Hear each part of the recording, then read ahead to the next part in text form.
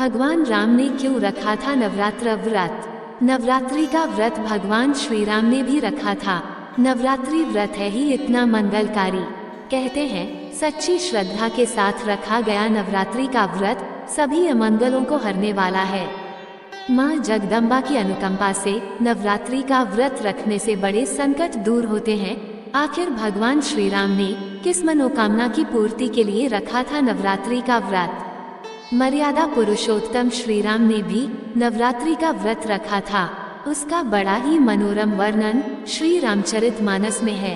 देवी भागवत महापुराण में भी इसको विस्तार से बताया गया है। वेद व्यास जी जन्मेजय को भगवान राम के नवरात्र के व्रत का कारण बताते हैं। इसी प्रसंग में नवरात्र के व्रत की यह रामकथा उभरती है। जन्मेजय के जवाब में व्यास जी ने कहा, सीता हरण से दुखी श्री राम लक्ष्मण से बोले, कितने बुरे दिन हैं। पिताजी सुरधाम सिधारे, अपनी नगरी छूटी, वनवासी बने, सीता हरी गई, पता नहीं आगे क्या हो, पर इतना तय है कि जानकी के बिना अयोध्या न लौट सकूंगा। लक्ष्मण, तुम भी सब सुख छोड़कर मेरे साथ निकल पड़े, अब इतना कष्ट भोग रहे हो। रावण ने अधिक परेशान किया तो जानकी प्राण दे देगी, पर उसकी बात न मानेगी।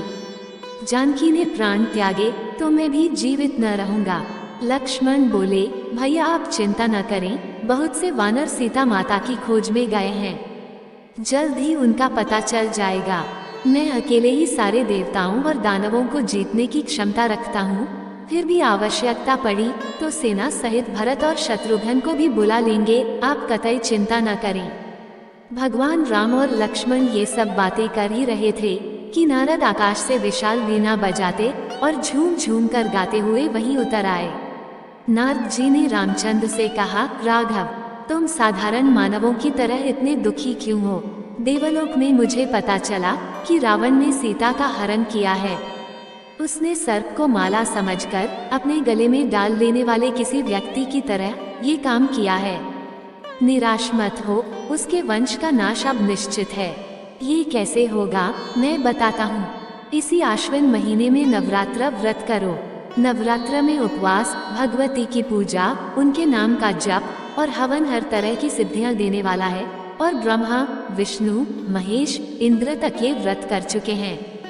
कठिन परिस्थिति पड़ने पर तो यह व्रत जरूर करना चाहिए। विश्वामित्र, भृगु, वशिष्ठ और कश्यप ने भी यह नवरात्र व्रत किया था। वे सब माँ भगवती की कृपा से अपने ऊपर आई विपत्ति को टालने में सफल रहे। इसलिए आप रावण वध के लिए इस व्रत को जरूर करें। भगवान राम ने कहा, मुनिवर, मैं ये नवरात्र व्रत करूंगा, पर पहले ये बताने की कृपा करें कि जिनका व्रत मैं करूंगा वे कौन देवी हैं, उनका क्या प्रभाव है, वे कहाँ से अवतरित हुई हैं। श्री राम के सवाल पर नारद जी ने माँ भगवती के बारे में कहा, उनकी महिमा अनंत है, जिसको कह सकना कठिन है। उनके अनगिनत नाम हैं, वो आदि शक्ति देवी हैं, जो हर जगह हमेशा विराजमान रहती हैं, और यही देवी तीनों लोकों की सृष्टि करती हैं। ब्रह्मा जी और वेद इन्हीं से प्रकट हुए हैं। भगवान राम ने कहा, मैं पूरी लगन से आदि शक्ति का ये व्रत करना चाहता हूँ, कृपया व्रत के विधि विधान बताइए। इस पर नारद जी बोले, एक ऊंचा आसन रखकर उस पर भगवती जगदम्बा को स्थापित करके 9 रातों तक उपवास करते हुए विधि विधान से उनकी पूजा करनी होगी। मैं इस कार्य में आचार्य का काम करूँगा। आश्विन मास आ गया था। भगवान राम ने मुनिवर नारद जी के कहे अनुसार किष्किंधा पर्वत पर एक ऊंचा आसन बनवाकर भगवती जगदम्बा की मूर्ति रखी। नारद जी के बताए अनुसार उपवास करते हुए भगवान राम के साथ लक्ष्मण भी हवन, पूजा पाठ और जप में लगातार लगे रहे। अष्टमी तिथि आई। भगवान राम ने माँ जगदम्बा को 108 नील कमल के पुष्प चढ़ाने की व्यवस्था कर रखी थी। वे एक एक करके पुष्प चढ़ाते जा रहे थे, पर 107 पुष्पों के बाद आखिरी नील कमल गायब था।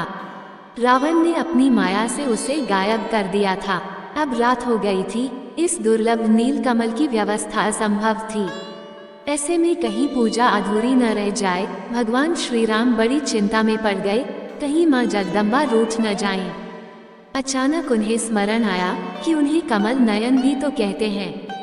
एक नीलकमल की जगह उन्होंने अपनी एक आंख निकालकर अर्पित करने का फैसला लिया।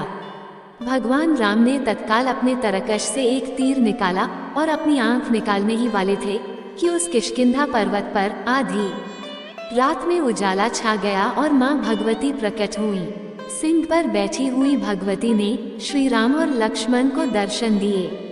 देवी ने कहा, श्री राम, मैं तुम्हारे व्रत से प्रसन्न हूँ, मनचाहा वर मुझसे मांग लो।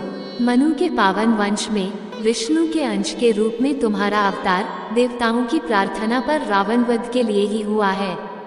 तुम्हारे साथ उपस्थित ये सभी वानर देवताओं के ही अंश हैं, इन सब में मेरी शक्ति भी है। लक्ष्मण शेषनाग का अवतार है, यह मेघनाद को मार डालेगा। अब इस व्रत को पूरा करने के बाद पापी रावण को मारकर सुखपूर्वक राज्य भोगो। 11,000 वर्षों तक धरती पर तुम्हारा राज्य रहेगा, जिसके बाद तुम अपने परमधाम को सिधारोगे। व्यास जी ने कहा। ये कहकर भगवती अंतर्ध्यान हो गईं। भगवान राम बहुत प्रसन्न हुए।